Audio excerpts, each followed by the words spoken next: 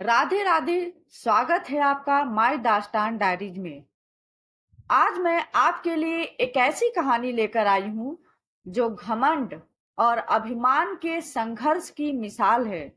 यह कहानी है एक ऐसे राजा की जिसे अपने ज्ञान पर अभिमान था और एक युवक की जिसने अपनी चालाकी से पूरे राज्य को चौंका दिया। तो चलिए सुनते हैं अभिमानी राजा और चालाक युवक की कहानी।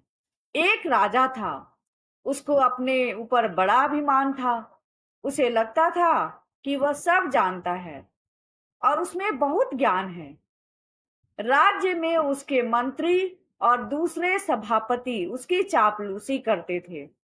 राजा ने कई विद्वानों से विद्या ग्रहण कर ली थी और अब उसे लगने लगा था कि इस विश्व ब्रह्मांड में ऐसा कुछ भी नहीं जो वह नहीं जानता हो। इस घमंड से भरे उस राजा ने एक दिन अपने राज्य में घोषणा करवाई कि जो भी व्यक्ति राजा के सामने 3 ऐसी बातें लेकर आएगा जो राजा नहीं जानता है, तो राजा उसे अपना आधा राज्य दे देंगे। लेकिन ध्यान रहे, अगर वह राजा के सामने आकर ऐसा करने में असमर्थ होता है, तो राजा उसे दंड स्वरूप मृत्यु दंड देंगे। राजा की ऐसी घोषणा के बाद कई लोगों ने इस विषय पर विचार किया, लेकिन कोई भी राजा के सामने नहीं गया, क्योंकि उन्हें डर था कि राजा को सब पता है, लेकिन वे वहां जाकर अपनी जान गंवाना नहीं चाहते थे। कई दिनों बाद एक बुद्धिमान और चालाक युवक को राजा के इस संदेश का पता चला। युवक का नाम सुरेश था। वह नगर के बाहर रहता था। वह राजा की सभा में पहुंचा। राजा की सभा में मंत्री गण के साथ नगर के प्रतिष्ठित लोग भी बैठे थे, ताकि राजा का निर्णय सभी को पता चले। साथ ही राजा कुछ गलत नहीं करता, यह नगर वासियों को ज्ञात हो। सभी सोच रहे थे कि यह मूर्ख राजा की सभा में मरने आया है। राजा भी उसे देखकर प्रसन्न हुआ। राजा ने उससे पूछा, अच्छा, क्या नाम है तुम्हारा? युवक बोला, सुरेश। राजा बोला, तो तुम ऐसा कुछ जानते हो जो मैं नहीं जानता? युवक बोला, हाँ महाराज, मैं ऐसा बहुत कुछ जानता हूँ जो आप नहीं जानते। राजा को यह सुनकर थोड़ी ठेस लगी। राजा बोला, पता है, अगर नहीं बता पाए तो दंड क्या है? सुरेश बोला, हाँ महाराज, मुझे पता है। राजा बोला, तो बताओ फिर मैं क्या नहीं जानता? सुरेश बोला, मैं आपको 3 बातें तो बता दूंगा, लेकिन बताने के पहले मेरी एक शर्त है। अगर वह मानेंगे तो ही मैं शुरुआत करूंगा। राजा ने पूछा, कैसी शर्त, बताओ? युवक बोला, मैं 3 दिन में वह 3 बातें बताऊंगा, एक दिन में एक। राजा ने सभा में बैठे मंत्रीगण की तरफ देखा, फिर युवक की शर्त को मान लिया।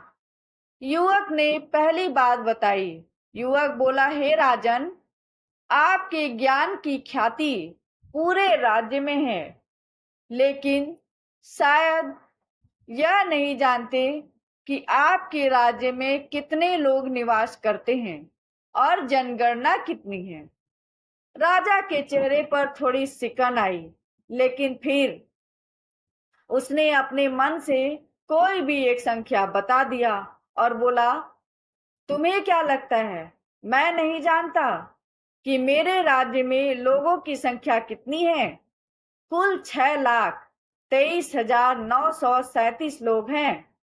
दरबारी राजा की वाहवाही करने लगे। सभी खड़े हो गए।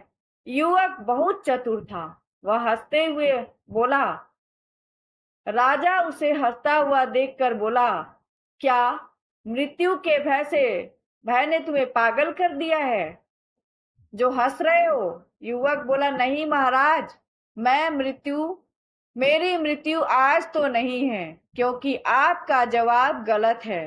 अभी यहाँ आने के पहले पास के गांव के बुजुर्ग राम सड़र काका का स्वर्गवास हो गया है, और पास के ही गांव में आज 4 नवजात शिशुओं का भी जन्म हुआ है। क्या नवजात आपके राज्य में नहीं आते, महाराज? सभा में थोड़ा शोर हुआ। एक मंत्री बोला, तुम चतुराई कर रहे हो। जीवित और मृत्यु का आंकड़ा प्रतिदिन बदलता रहता है। युवक ने मंत्री से कहा, क्या मैं गलत हूं?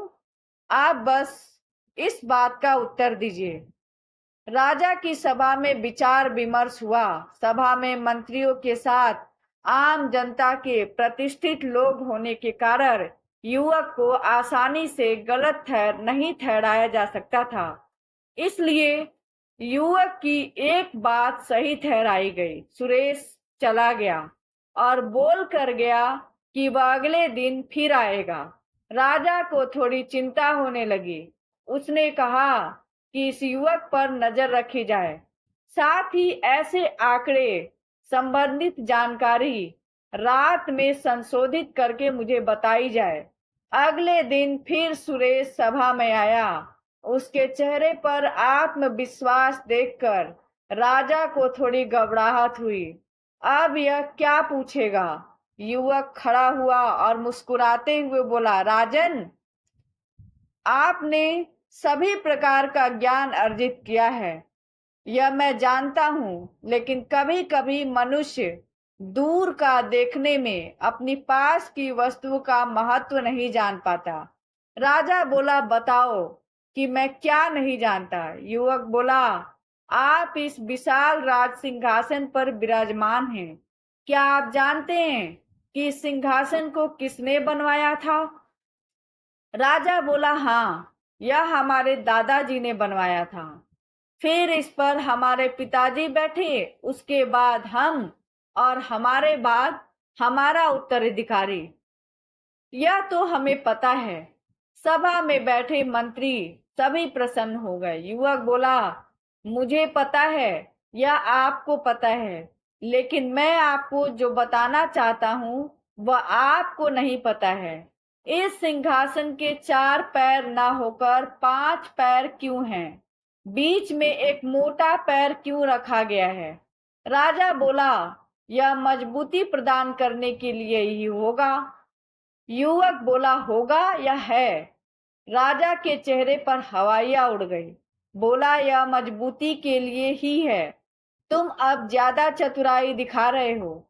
युवक बोला, नहीं महाराज, मैं आपको बता देता हूँ, आपके दादा पुष्कर नाथ महाराज ने करीब 50 वर्षों तक इस राज्य पर राज किया। उनके 50 वर्षों पर यह सिंहासन उन्हें उस समय पुरस्कार स्वरूप मिला था। यह 5 पैर उनके मजबूत 50 वर्षों के लिए थे, हर एक पैर 10 वर्ष के लिए। राजा अपने सभापतियों की तरफ गुस्से से देखता है कि उन्होंने यह बात उसे क्यों नहीं बताई। राजा उस युवक को बोलता है, तुम्हारे पास इसका क्या प्रमाण है? तुम अभी तो युवक हो, इतनी पुरानी बात तुम्हें कैसे पता है? वह युवक बोला, इस प्रश्न का उत्तर आपको मेरी तीसरी बात में पता चल जाएगा, जो आप नहीं जानते। अभी मैं चलता हूँ।